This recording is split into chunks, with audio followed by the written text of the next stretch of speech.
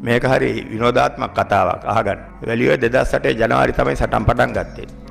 ඒතකොට 2008 ජනවාරි වල ආරක්ෂක කවුන්සිලයේදී වසන්ත Karannagoda admiral without a fleet. ලංකාවට ෆ්ලීට් නෑ.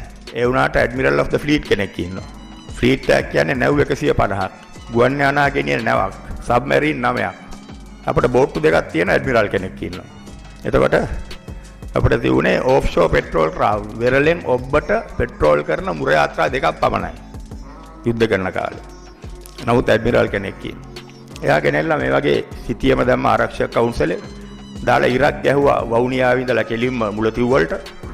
එයා මට කිව්වා ආරක්ෂක ඇමති බලාගෙන ඉන්නවා ආරක්ෂක ලේකම්තුමාත් ඉන්නවා ජනාධිපති ලේකමුත් ඉන්නවා මේක දාපු ගමන් මම දැක්කා ආරක්ෂක ඇමති ජනාධිපතිගේ ආරක්ෂක ලේකම්ගේ ජනාධිපති ලේකම්ගේ මූඩු නිකන් දිලිසෙන්න ගත්තා මම දැනගත්තා ඉතින් අපිටත් ඉව තියෙනවානේ මේ ඔක්කොම එකතු වෙලා කරපු වැඩක් තමයි කියලා ඒක දාලි ඉවරලා ඒ ඉරක් ගහලා මගෙන් ඇහුවා ඇයි මේ හමුදාව හැමතැනම යන්නේ මේ අරහෙන් යනවා මෙහෙන් යනවා තුවාලත් වැඩි කැෂුවල්ටිත් වැඩි මොකද අපේ හැමදාම 10ක් විතර මැරෙනවා. ත්‍රස්තවාදී හැමදාම 35ක් විතර මැරෙනවා. ඒක තමයි අපිට ඕන කරලා තිබුණේ. අපේ මරණ ප්‍රමාණය අනුව අන්තිමට අපේ 5000ක් මැරෙනකොට ත්‍රස්තවාදී 23000ක් මැරලා 12000ක් යටත් වුණා. ඒක තමයි අපිට ඕන කරලා තිබුණේ. ඇයි මෙහෙම යන්නේ නැත්තේ කියලා ඇහුවා. මං කිව්වා ඉතින් මට නැවක් දුන්නොත් නම් ඔහම යන්න පුළුවන්. ඔතන වතුර පාරක්වත් තිබ්බනම් කියලා. මොකද නැව් යන්නේ ඉරි ගහලානේ මූදේ. මං කිව්වා එහෙනම් ඔයා යුදා මුදා බාර ගන්න. මට නැව් ටික බාර දෙන්න කියලා. එතකොට ආරක්ෂක ඇමතිගේ ආරක්ෂක ලේකම්ගේ ඔක්කොගේ මූණු රතු වුණා. මම දැක්කා නිකන් කනේ පාර ඔක්කොටම වැදුනා කියලා.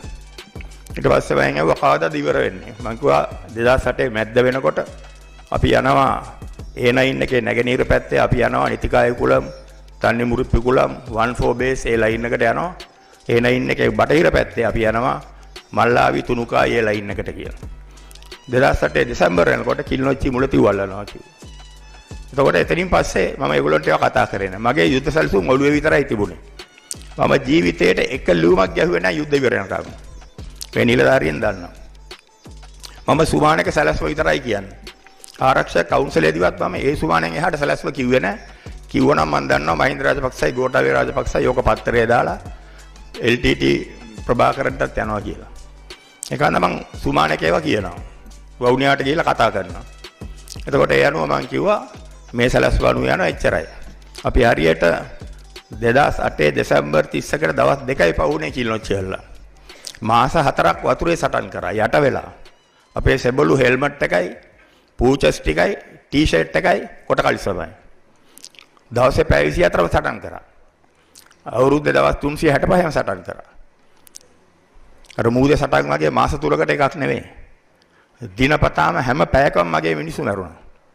ඒකන්ද අපට විශාල කැපකිරීමක් කරන්න වුණා. සටන ගැන සැලැස්මක් තිබ්බේ. අන්තිමේ කිලිනොච්චි අල්ලලා මම නැගෙනහිර පැත්තට හැරනගම් කවුරුවත් දැනගෙන හිටියේ නැහැ අපි යන්නේ නැගෙනහිරට කියලා. එතකොට මේ ජෙනරල්ලවත් දැනගෙන හිටියේ නැහැ. මේ ජෙනරල්ලා කවුරුත්වත් දැනගෙන හිටියෙත් නැහැ. කිලිනොච්චි වලින් නැගෙනහිරට හැරුණම තමයි කට්ටියට තේරුනේ දැන් කොහෙද සරත් ෆොන්සේකම යන්න හදන්නේ.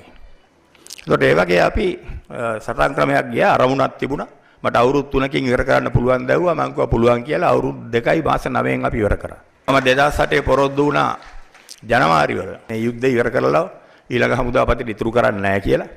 ඊළඟ හමුදාපති හරි වාසනාවන්තයි. හැමදාම හොඳට කාලා බීලා ආලිග් ගන්න නටුම් තිබුණා කාර් රේස් තිබුණා අන්තිම පපුව වාරුකුත් ඇදිලා හොස්පිටල් එකේ ඇඩ්මිට් වුණා heart attack එකක් හැදිලා. හොඳ වෙලාවට මං යුද්ධ කරන කාලේ මට එක දවසක් කේම්බ්‍රිජ් සාවක්වත් හැදුන්නේ නැහැ. මම හැමදාම වැඩට ගියා.